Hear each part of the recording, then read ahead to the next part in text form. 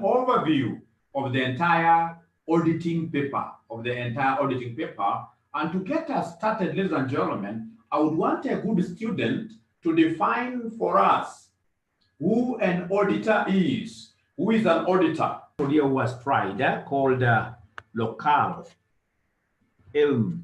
An auditor is someone appointed to independently examine the financial statements of an institution and give an opinion. I can't put it better. An examiner, or rather somebody who has been appointed to give an independent opinion as regards to what? Financial statements of an entity. And then we have from George here is a person or a firm appointed by a company to execute an audit. That one I'll be able to give you 1 mark out of 2 marks, George. Why? Because you have not brought out this issue of independence. Independence is a word that underscores the entire auditing function. Independent examination of books of accounts, independent examination of financial statements, with what objective? An objective of giving an opinion as to whether these financial statements portray a true stroke fair view.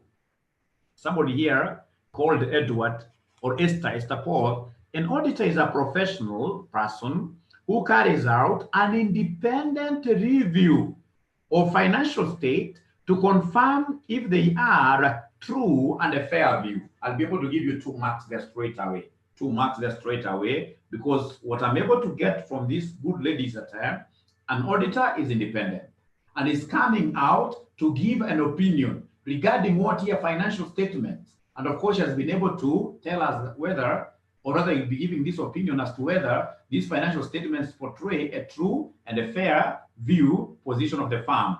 And then we have Edward, a person who has completed CPK. He must be a member of ISPAC. I like that. He must be a member of ISPAC. Authorized to review and verify the financial statements and to give an independent opinion. I like how this gentleman has been able to understand the role of an auditor, and he has been able to coin in his own language a very good definition. And I even like it most how he's able to bring in the idea of this person being a member of ISPAC, because ISPAC is the one that licenses auditors in Kenya here. Thank you very much. Is there any other that we need to read? I think those are enough. No, those are enough.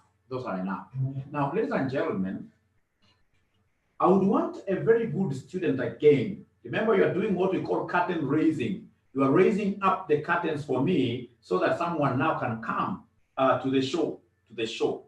How will you be able to tell that an auditor is independent? How will you be able to tell that an auditor is independent? I'm throwing the ball back to you live. The independence test. How will you be able to tell that an auditor is independent? Ladies and gentlemen, an auditor can only be said to be independent if he is able to work on what we call the independence threats. The threats to who? To independence.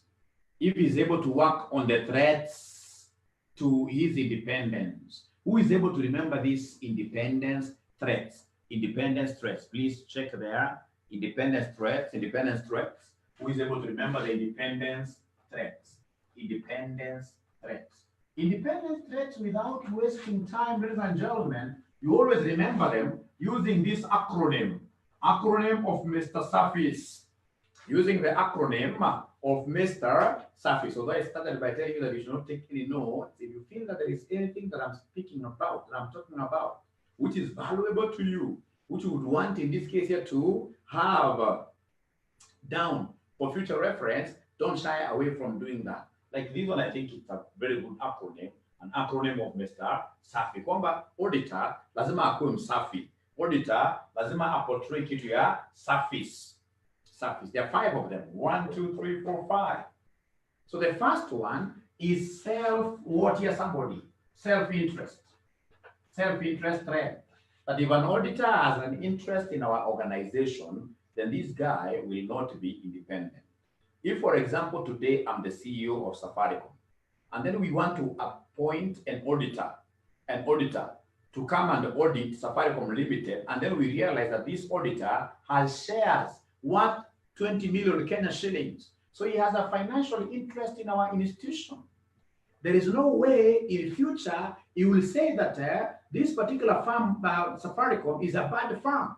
So every time he'll only be throwing kicks to one direction, where we'll be telling the public that Safaricom company is good, is good, is good.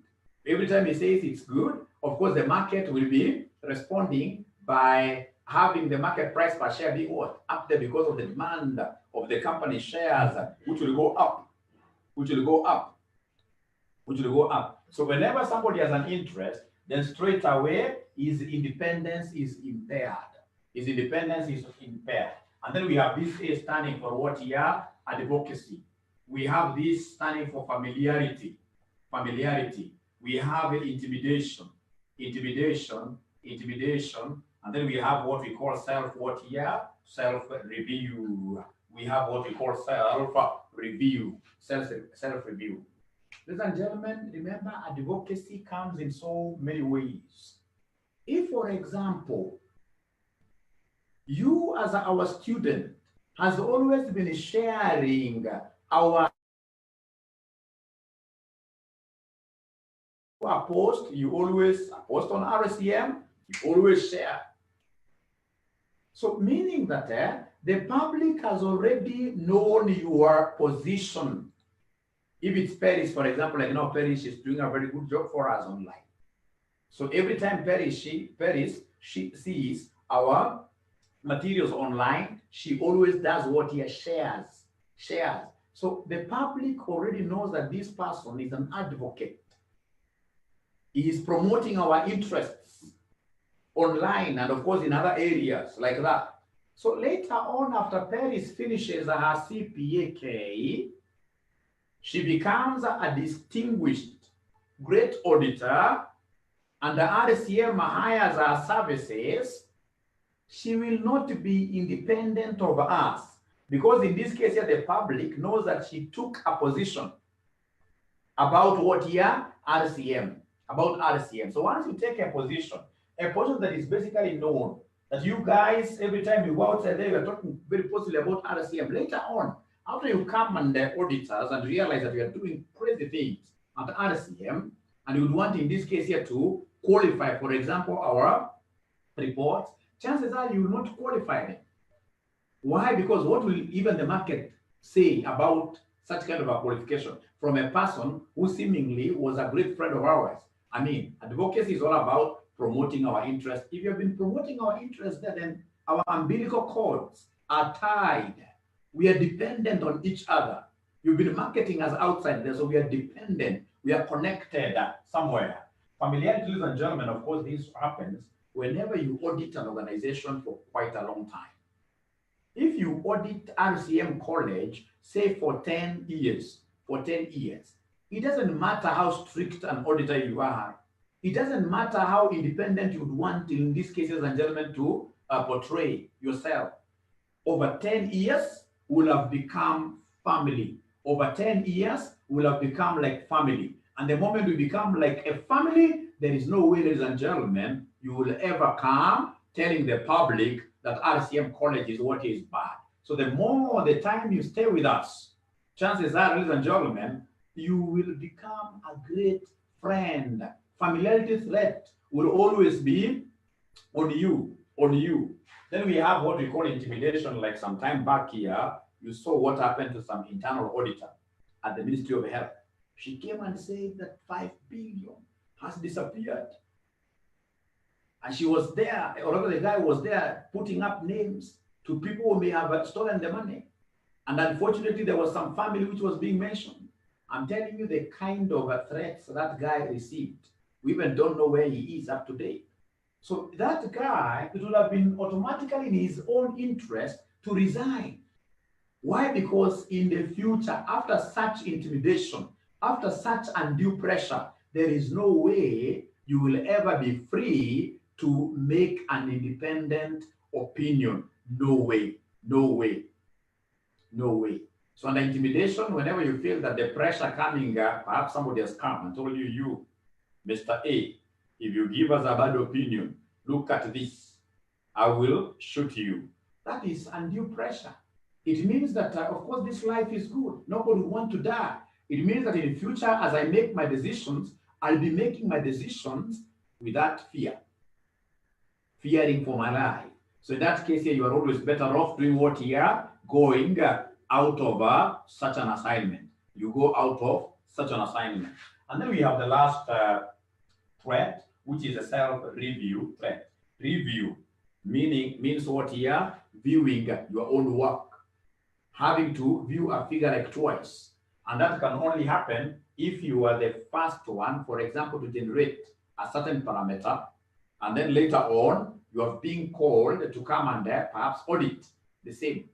Listen and listen to me very well. Once you come here as an auditor, of course, at RCM College, if you have come in as an auditor, being an SME will, of course, recognize your talents as an auditor. Will you be able to know that this auditor, apart from auditing, he may be at a position of doing our tax parameters, doing our tax figures, and of course, even filing the same with KRA. So here we are. We have engaged you to do our tax figure, our tax computations. So after you do our tax computations, one thing that is for sure, the figure of tax you raise there will find its way in the financial statements, either as, or rather in the financial statements, in the income statement, or if the entire amount was not paid in the year, it will be accrued in the statement of financial position. Now, ladies and gentlemen, when an auditor, or rather when these financial statements have been completed, they will be passed to the board of directors of the company. The board of directors will be able to approve them. Once they're approved, they'll again be passed on to the auditor. Once the auditor receives the financial statements, remember, he will be auditing them in light of the assertions.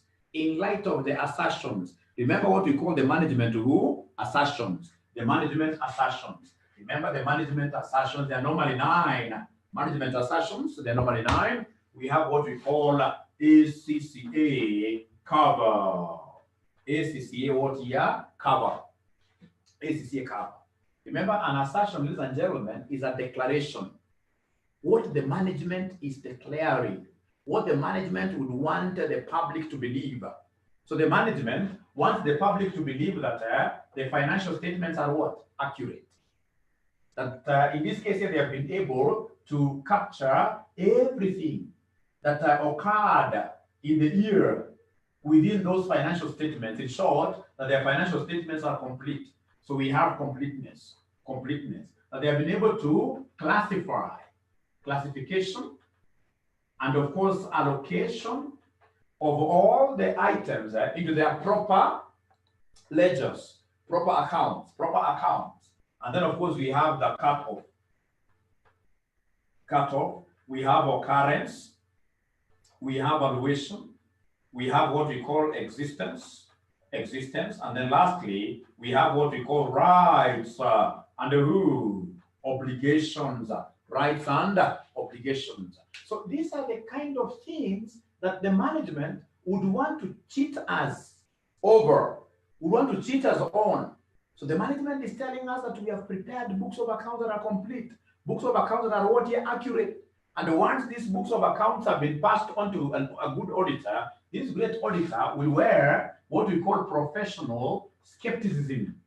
Professional skepticism, Google's lenses, where he's supposed to doubt all these, where he's supposed to doubt all these what here, where he's supposed to come and doubt all these assertions.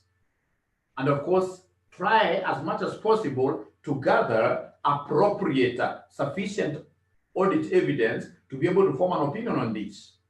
Now listen and listen to me very well.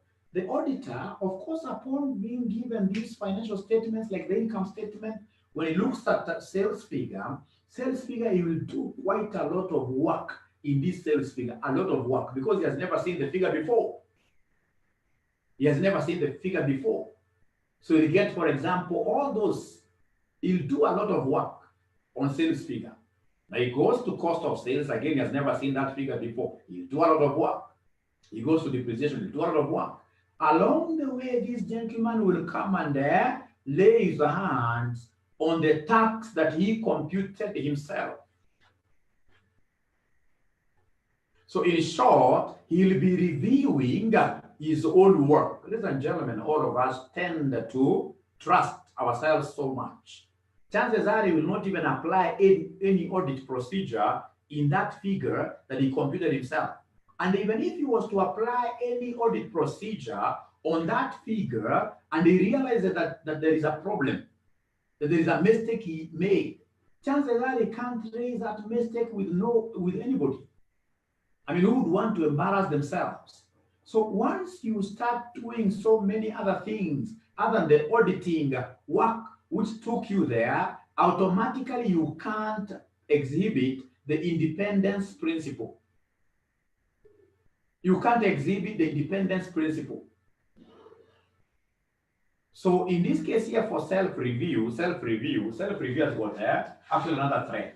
Once in this case here you start doing so many other things for this organization, your income will of course go beyond the threshold of 15%. And once your income from one client goes beyond the threshold of 15%, you will be said to be dependent on that company for your livelihood. So in the future, if in this case here that client would want to cut ties with you, you will really cry. You will go down on your knees saying, hey, how will I survive? In the process, they will tell you, always be giving us a good audit opinion. So meaning that you are tied with that company, your umbilical cords are joined together. They are joined together. So ladies and gentlemen, here I've taken this opportunity to show you two great things.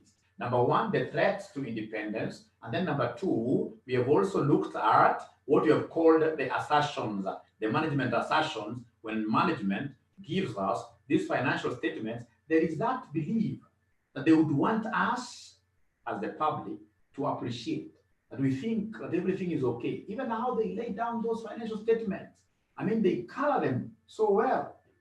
If you're not so careful as an auditor to use proper lenses, you'll not be able even to detect any mistake just by observation. So you have to go through that particular thing, knowing that in most cases, many managers will never do the right thing, Now, ladies and gentlemen, here we are.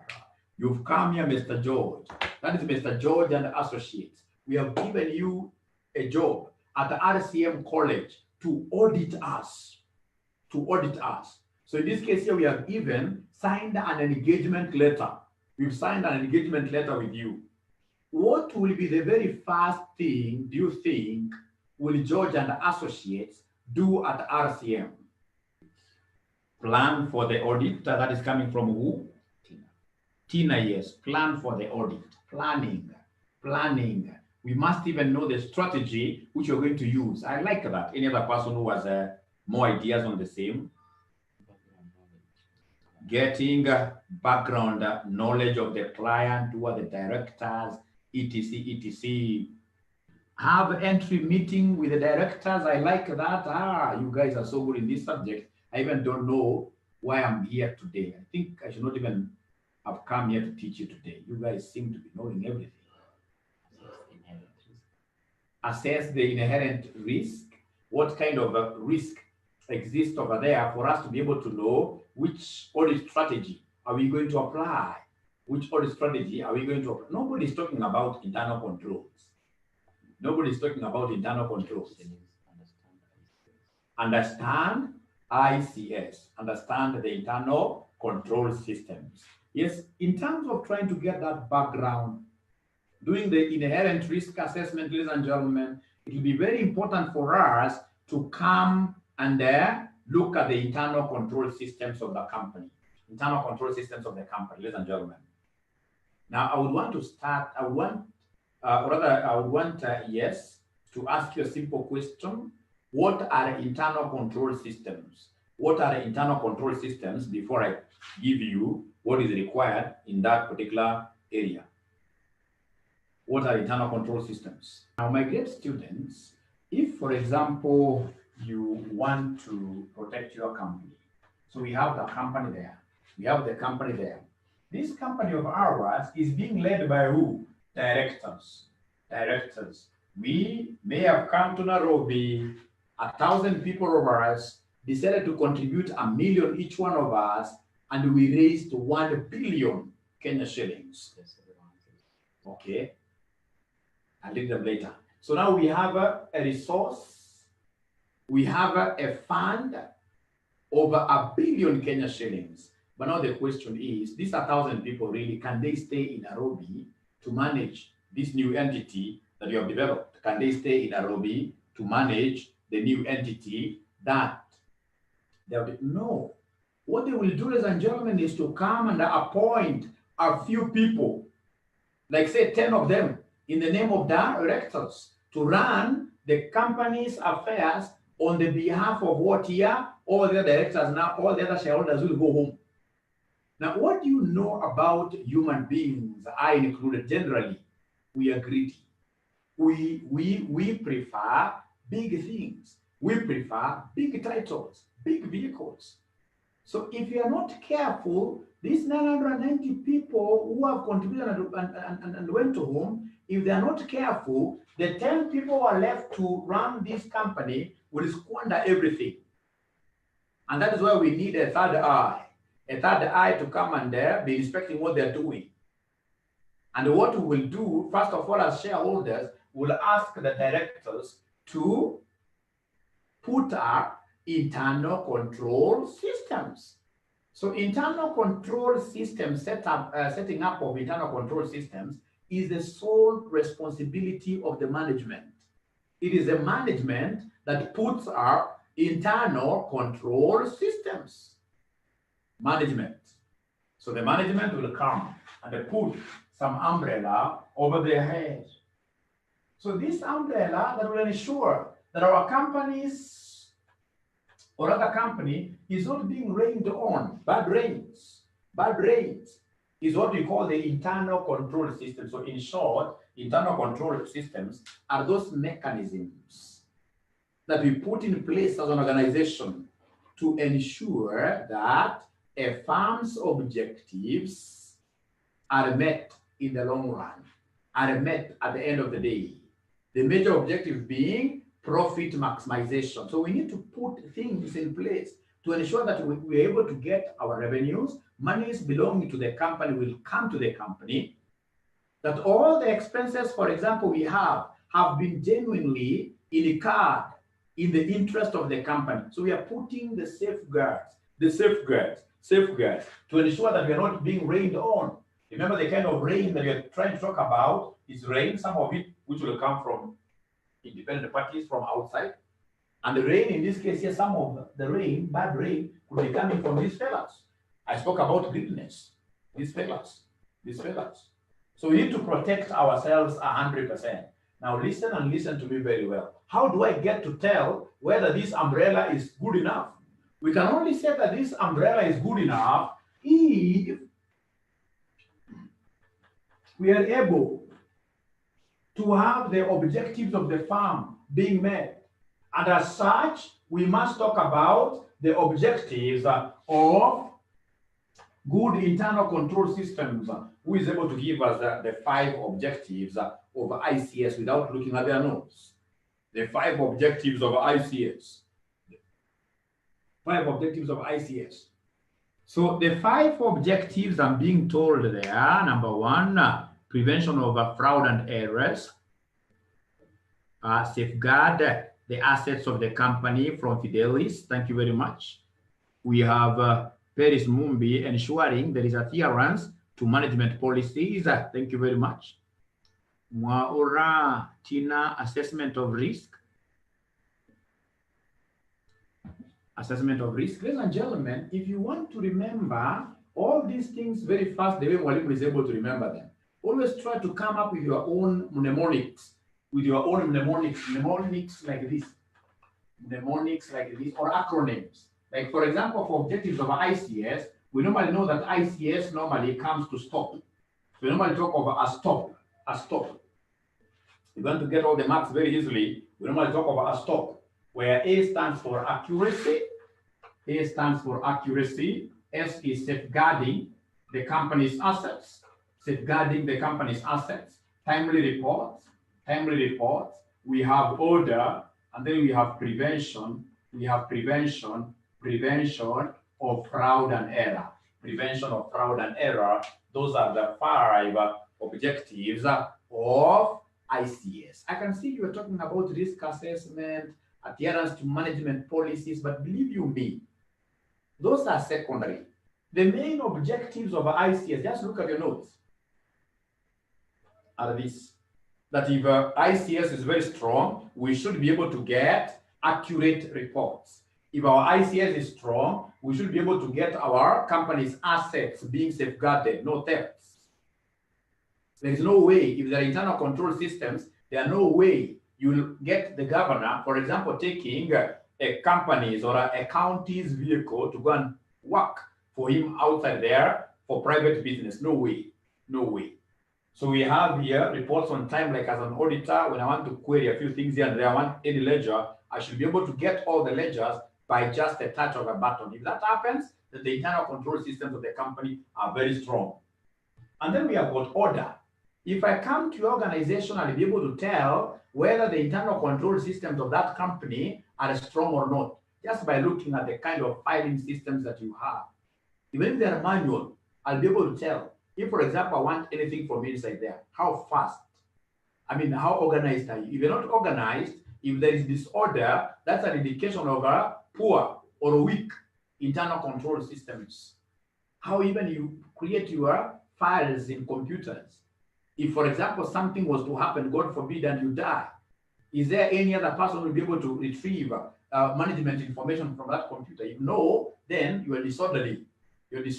Straight away there, no controls there. And then, of course, we have the last one, which is prevention of what here? Prevention of fraud and what here? Errors.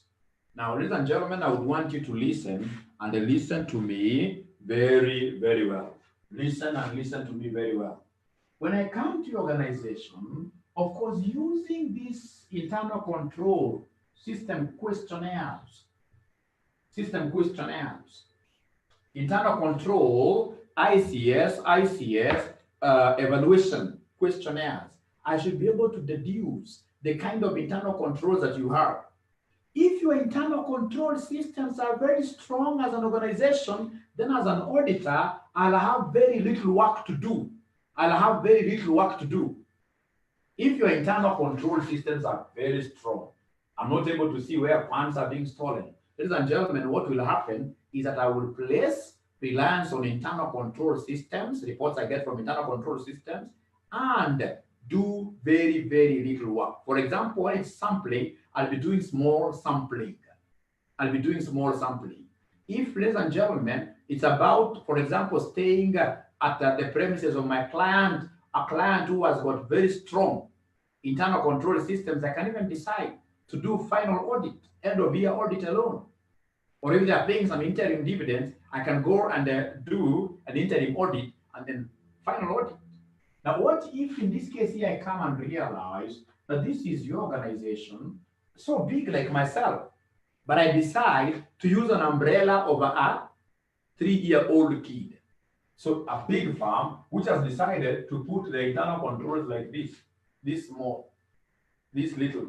So it means that automatically the firm shoulders, all of them, everything, head, shoulder, knees, and whatever, everything is exposed to thieves. We are exposing our assets. If that happens, ladies and gentlemen, then as an auditor, I will not place any reliance there. And if I not place any reliance there, ladies and gentlemen, now I have to do what we call substantial work. Substantial work, ladies and gentlemen, is what auditors call substantive test. Substantive coming from the word substantial. Substantive test coming from the word substantial. So I know substantive tests are at times applied at the very beginning, planning stage. But you see now here, the moment I discover that your internal control systems are kaput, not working at all, now here I will go to what we call the test of details. The test of details. And these substantive tests, they are normally 5. They are normally 5. Who is able to remember them? The test of details are normally 5. Who is able to remember them, ladies and gentlemen? Give me the substantive test there. Somebody talk to me tonight. Talk to me tonight. My 1 hour is almost over. My 1 hour is almost over. If you're not really engaging me, Mwalimu would want to go and disappear. So you must engage me for me to be around. Even students who are following me on Facebook, please engage me over there. Engage me over there. Ladies and gentlemen, I don't know how how many among us happen to be having young children, school-going children, young children, perhaps between ages of 4 to say 6, 7 years there. These are those people who will be going to classes, and among the main things they'll be taught will be the vowels. The vowels. Are you able to remember those vowels that we also sang some time back when we were young in nursery school? Who is able to remember those vowels? They used to be 5. Those vowels, they used to be 5. Who is able to remember them? Who is able to remember them? Somebody in your comments, the vowels. We have consonants, we have vowels. Who is able to remember those vowels? Are they able to remember the vowels in my comments there? Somebody, are they able to remember them? A, E, I, O, U. A, E, I, O, U. This basically, A, E, I. A, E, I, O, U. A, E, I, O, U. This one here basically will be my substantive tests, where R stands for analytical procedures. Analytical procedures. Analytical procedures. A stands for an inquiry, and a third party, an inquiry and third party confirmations. Inquiry and third party confirmations. And then we have in this case here I standing for inspection. O stands for observation. Observation. And then we have U standing for recalculation. Recalculation. Recalculation and reperformance. Recalculation and reperformance. Of course, at least there is a U somewhere here. So if your controls are not working, I'll have to do quite a lot of analysis. I'll have to apply the ratios. So what I will do is to ask you to give me, say, financial statements for your company for the last 5 years. And then I'll be able to do the tests of trends. If the sales revenue is growing and we have the gross profit margin decreasing, then I'll be able to raise an audit query. I'll be able to raise an audit query. So we have here analysis, analyzing things critically because you decided, just like a madman, big man, using a child's umbrella. Then we have inquiries and third-party confirmations. So if you come and tell me that you had your receivables being 10 million, I tell you, fine, please place everything here. And after you've placed everything here, allow me to talk to those receivables, to those debtors directly for them to confirm their balances with us, of the company, with us as your auditors directly. So inquiries and third-party confirmations, when you tell me that this was the bank balance, I'll tell you, you know. Remember, you used a bank umbrella. You don't have any internal controls. I can't trust you. Let me talk to your bank directly. Then we have inspection observation here. So many people confuse between the two. What is the difference? Somebody there in your comment section, the students who are on Zoom with us, RCM, online students, could you kindly try to give us a difference between inspection and observation? Even the students who are following me on Facebook tonight, could you kindly give me the difference between observation and inspection?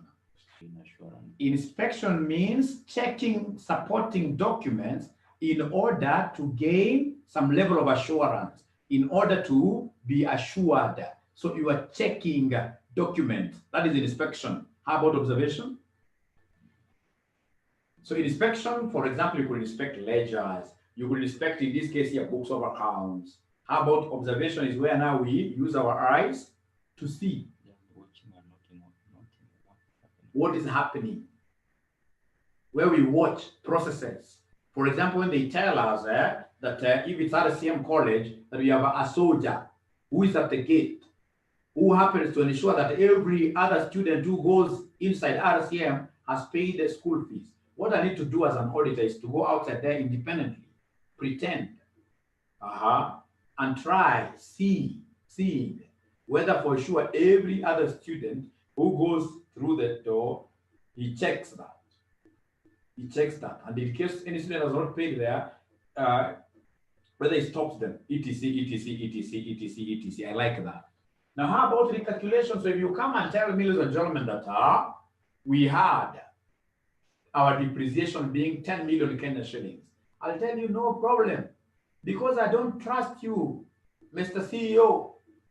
Number one, give me a management representation on the truthfulness of this, so they sit down and write. Number two, give me the property, plant, and equipment, assets, movement, register, and then tell me the policy used. I will recalculate myself. I'll calculate myself this figure, and then of course compare with the one that you got. If there is no material differences, I'll work with yours. If there are material differences, I'll call upon you to change. I'll call upon you to change. Now, ladies and gentlemen, we at least are okay with this. We are okay with this. Is there any student who has a question? Is there any student who has a question? Is there any student who has a question? Is there any student who has a question? Can I continue? Now, ladies and gentlemen, as you're doing all this as an auditor, you are trying, in this case, ladies and gentlemen, to get an understanding of the company. You've done your planning. Here you are trying to collect evidence, knowing, for example, that evidence that comes from outside parties is more reliable than evidence you get from internal sources, blah, blah. At the end of the day, what are you gearing up towards? You are moving towards making an opinion. You are gearing towards, in this case here, writing an auditor's report. Remember, within the auditor's report, we shall be having an opinion. First of all, I would want you to know that I've got two types of auditor's reports. We have, in this case here, what we call unmodified and modified. And then number two, we have what we call the modified. Now, unmodified report is what most of you call unqualified. These are reports. These are good reports. These are reports where you are telling the public that the financial statements of RCM College portray a true and fair view. So then I'm not going to modify. What I will do is simply to pick the report, which is provided in the International Standards on Auditing, the ISA. I pick it the way it is. The only thing that I will change is the name of the institution, the date, and of course the auditors down there put signature. So I'm adopting everything, and that's why we are saying that it is what here, it's unmodified. It is unmodified. But what if in this case here there are issues within RCM? If there are issues within RCM, then I'll come and issue what we call modified reports. Remember, modified reports, ladies and gentlemen, you as an auditor, you can only modify reports on two grounds. Number one, if the financial statements are erroneous. Number one, the first reason as to why you will modify a company's report. So modified. You can only modify a company's report, ladies and gentlemen, if the financial statements are erroneous. Or if there is a limitation in scope. If there is a limitation in the scope of who? Of an auditor. Limitation in the scope of an auditor. By the way, as I presented this, especially given that it's a free class, you have to give me a chance to market our products. So we're giving you this lecture straight away from RCM College Stanbank House Branch, which basically is a training institution registered to offer CASNEB courses and the NEC, artisan certificate and diplomas. Among the many things that we do, we produce books like these ones. Like now, this is what we call a revision kit, which goes for 1,000, which happens to be having questions and the answers of the past exams of CASNEB. And then, of course, we have the study packs. The study packs have the class notes, very good, well organized, 1,500 Kenya shillings for the study pack. And then, of course, ladies and gentlemen, RCM College, Stanbank House, has online Zoom classes where we only charge Kenya shillings 100 for this kind of a lesson. I mean, it can't get better. 100 Kenya shillings for this kind of a lesson. That is too good for us, too good for everyone. So that is what we would want you guys to go and preach outside there. Because as I told you, we would want to have an online community which even extends beyond these books. I've taught for so long, as I told you in some classes, I've taught for so long, ladies and gentlemen, and I always keep on asking myself, how comes you'll get student A getting outside there and they get a job where they're being paid like 400,000 a month? And then you get student B who does CPA, goes, for example, to KCA, does BCom accounting, goes to University of Nairobi, does, for example, MBA accounting, still getting some job here which doesn't pay very well. Now, ladies and gentlemen, what differentiates, I can assure you, let me just take a minute. This is like our break. This is like our break. And don't feel like you're wasting your bundles. No, this is our break. What normally happens? CPA is a prestigious qualification. It is a qualification. If you happen to back it up with some soft skills, you can never ever go wrong. And that is why you get somebody who has just done ATD, but because they know of this area of soft skills, they are able to scoop good jobs with good salaries just with ATD. Like now, honestly, how do you call yourself an accountant and yet you do not know advanced Excel? What kind of an accountant are you? You don't know how to search for information. If you're given a worksheet here with millions and millions of data, for example, if you're given a worksheet of EABL and you're not able to search for data from inside there very fast, what kind of an accountant are you? There is nothing you can do as an accountant, that's according to me and according to the experience that I have, if you're not good in advanced Excel, if you don't know the pivot tables, if you don't know how to slice and dice, if you don't know the VLOOKUP, and many other like the macros. If you don't know how to prepare very good dashboard tables, very good dashboard, you don't know how to do a very good dashboard, then as an accountant, ladies and gentlemen, really, you'll become a mediocre. You'll be a mediocre accountant. The moment you've got that, and then you come and, for example, add like a foreign language. And for accountants, you don't need even a foreign language for say at your whole year. No, just 3 months, get to know the numbering system, get to know how to translate financial statements here from Chinese to English. And then you get yourself very serious consultancy work at KRA and many other institutions. So it's all about how you differentiate yourself.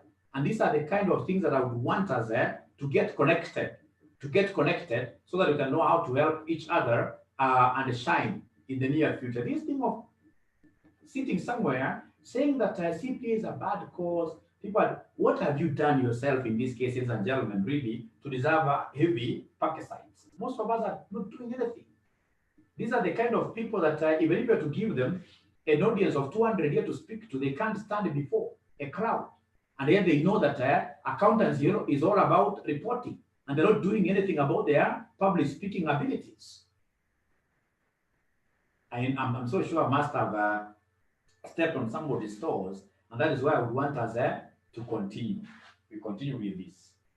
Are we together, somebody? Are we together? Are we there? Are we there? Are we together? Are we together? Are we together? Are we together? Are we together? Yes. Thank you very much. So what have we said here? We have said that you can only modify your report as an auditor if the financial statements of an entity have errors, or if there is a limitation in terms of what is scope. Now, ladies and gentlemen, come here very fast. We have our various forms here. We have what we call single or just material, and then we have what we call pervasive or plural. Pervasive, so big, pervasive. Now listen and listen to me very well. I've come to audit RCM College. I realize that the sales is okay, cost of sales is okay, It's only depreciation in the entire, for example, financial statement, which has a problem. So once I realize that it's only the depreciation which has a single item, what I will do, I will come here, an error, single error, I'll come and issue what we call an except for qualification. I will come and issue an except for qualification. So what I'll be telling the public is that the books or other financial statements of RCM portray a true and a fair view. They portray a true and a fair view, except for the fact that their depreciation has been misstated by this amount, except for. When you have one item which has an issue. But now, ladies and gentlemen, let me ask you a question. What if you come to audit RCM college and then you realize sales is wrong? We have cost of sales is wrong. Depreciation is wrong. Tax figure is wrong. Will you go ahead and tell the public that RCM's financial statements portray a true and a fair view, except for sales, except for cost of sales, except for depreciation, except for, you will call the auditor Mr. Except for. When we have these errors becoming one or two, ladies and gentlemen, plural or passive like that, what we shall do is to come and issue what we call an adverse opinion. You issue an adverse opinion where basically you advise the public that RCM's financial statements do not portray a true and a fair view. They don't portray a true and fair view. They don't portray a true and fair view. The same case, ladies and gentlemen, with the limitations of the scope of the auditor. Remember, once we have signed that engagement letter, the auditor becomes so big. So big. He should be all over. He should be all over. If he wants board minutes, there is no way you will tell him that you can't get access to board minutes because we have to. No. You must be given. So once you have signed the engagement letter with the auditor, ladies and gentlemen, you may want to apply his auditing procedures in whatever, so long as it's a legal thing, of course. Yeah. And there is no way you will come and curtail his operations. If you try telling him that you can't get this because of this, then you are limiting, you are squeezing his space, you are limiting his operations. Now, ladies and gentlemen, this auditor has come to RCM College. He has done a good job. He's done a good job. Every time he came to us, we were very cooperative. Apart, for example, from one area, like stocktake, where he really wanted to attend, but he could not attend. And remember, stocktake, like for RCM, stocktake to us, stocks are very material. Service industries, normally, we don't have so much stocks, shares, etc. So if that is the case, only one area, then what I will do is to come, anytime we are talking of single, we'll come and issue an except for qualification. So you qualify. To qualify is to talk about the that which is there, to qualify. You're talking about the that which is there. So what we'll do is to tell the public that the financial statements of RCM portray a true and a fair view, except for the fact that I was not able to attend stocktake. Except for the fact that I was not able to attend what year? Stocktake. So except for, you must state the reason for the qualification. So you are basically giving a good report, but drawing the attention of the users of the financial statement to this one thing that was not done properly.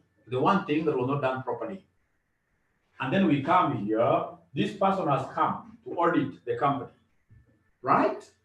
So when he comes all over, everybody, upon him reaching, for example, the first floor of Stanbank House, where RCM is situated, you'll always get all the employees running away, helter-skelter, to all different directions, leaving the auditor stranded at the middle.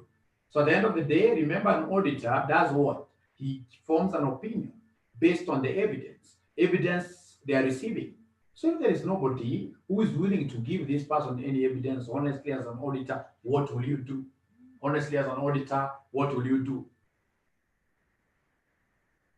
Others will walk into an institution. On reaching there, you are told this guy is the chief finance officer. The guy in this case here looks at you, of course, in an annoying manner, because auditors and accountants here don't like each other, don't understand why. And then he takes you by the side and tells you, you know what, young auditor, our account department got burnt down last year. So there is nothing, no single ledger will give you. Just get out of the back of your mind. So it means at the end of the day, ladies and gentlemen, remember, as an auditor, I'm not supposed to cook my own things. I'm not supposed to fix anything of my own.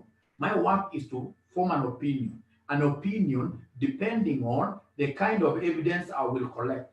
If there is no evidence to be collected, I'll be very factual to the public and tell the public that I was not able to form an opinion.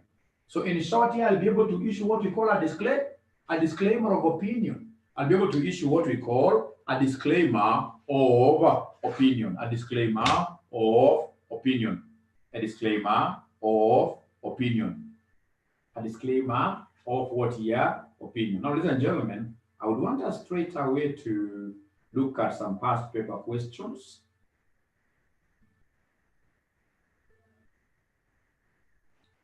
Like if you look at May 2017 question number 5A, May 2017 question number 5A, do we have our past papers there? We have our past papers there. Do we have our past papers there? So that is May. If you have this book, you simply go to page number 182. RCM's Revision Kits, Auditing and Assurance, you simply go to page number 182. Number one, or rather state the opinions you would give in each of the following situations.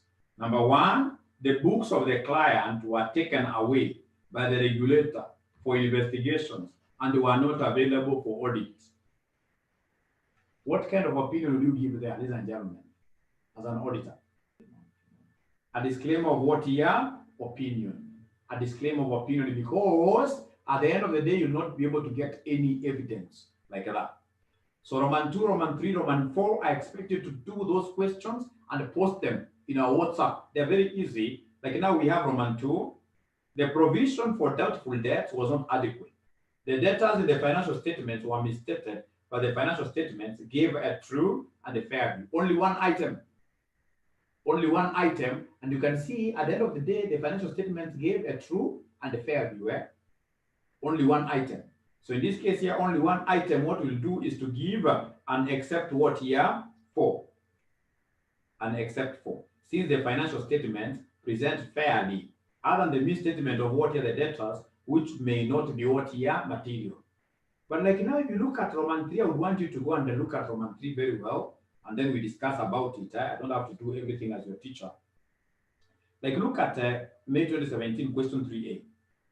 Explain the following term as used in auditing. Emphasis of matter paragraph. Emphasis of matter paragraph. When do we make use of this emphasis of matter paragraph?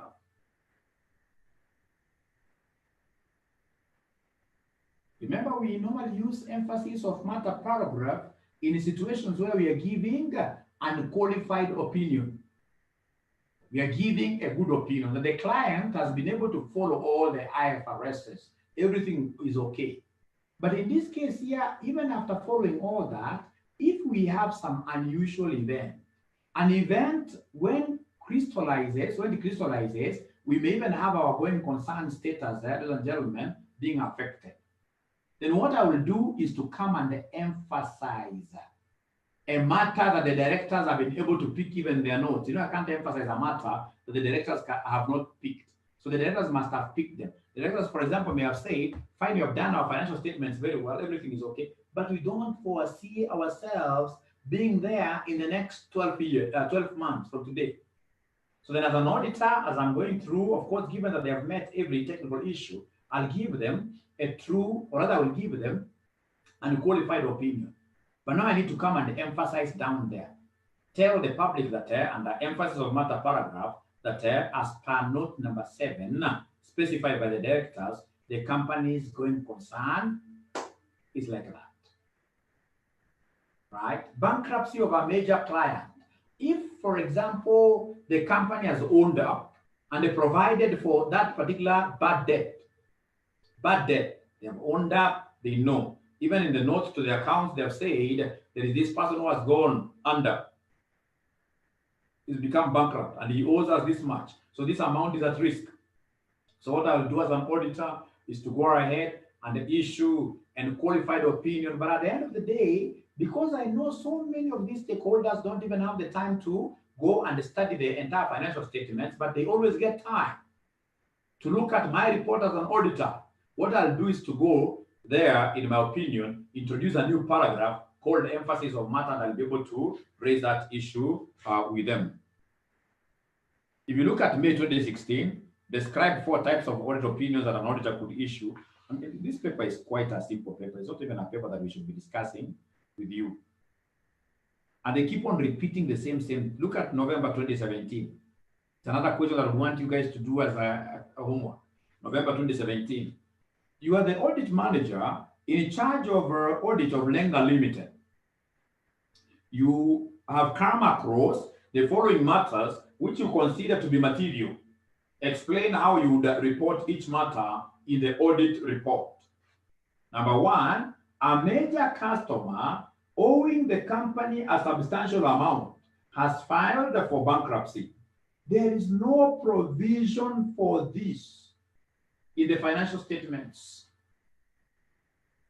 If they had provided adequately for this customer who has gone bankrupt, then I would have issued what we call emphasis of matter paragraph.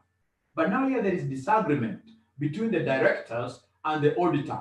Why? Because these guys have refused to provide for a customer who has gone bankrupt. And I've been able to keep on pushing these directors. Please make adjustments, please make, because you know, as an auditor, you just don't go and issue an opinion without involving the directors. You must involve them. Try to show them the consequences. Tell them that if you fail to do this and this is how my opinion will be affected. So wakijifanya kichwa ngumu kama wasikii, utawapatia opinion gani? Utawapatia opinion gani? Utawapatia opinion gani? I like normally going through this kind of statements here, which are normally written by my students, and that's why I would want you to, the students who are following me on Zoom, the ones who have paid RCM college to watch these things, I would want you to go straight away and look at this. Just present answers, and then we shall be able to discuss them. Ladies and gentlemen, if you don't mind, I would want to call this class off. And of course, you promised to evaluate Mwalimu here in terms of audit, especially for those students who are doubting that I could not teach the paper, that I could not step in for the teacher. Have I not added value to your lives? I'm waiting for feedback as I sign off, as I run away. Is there any student, for example, are they giving us feedback? Value added, thank you very much. Thank you very much, value added, value added. Thank you very much, we're waiting. Was awesome, thank you very much, great. Value added, and I believe that each one of us in this case here, even the ones who are watching us on WhatsApp, I expect you guys to sign up. Thank you very much, Kenneth Macharia, for following and at least appreciating the work. Appreciate the work, thank you very much. Value added, lots of value added. Thank you very much. And please don't forget to market these Zoom classes. Just get out of your way. Try as much as possible to bring many students on board. Get our WhatsApp link, share it to various groups where you belong. Bring many on board, and then we shall be able to afford the very best lecturers. Even myself, I don't have a problem with teaching you these papers. But you see, I can only teach you these papers if you are able to pay me very well, like the AFM class, where I get like 150 students, and each is paying me 100. I feel nice. I feel nice. That is the level that I would want this AA also to reach. Once you reach like 80, 70 students, then I should be able to come and step in and summarize this entire subject for you in 5 lessons. 5 lessons. 5 lessons. Because you see what I've done, I've mastered the acronyms, all of them. If, for example, today you tell me audit sales for us, I know how to do it very fast, very fast. I don't need more than 5 lessons to clear this subject. So, but now for me to take it up, it depends on you. You must bring so many people, and then we agree for 5 lessons, we'll clear the entire thing.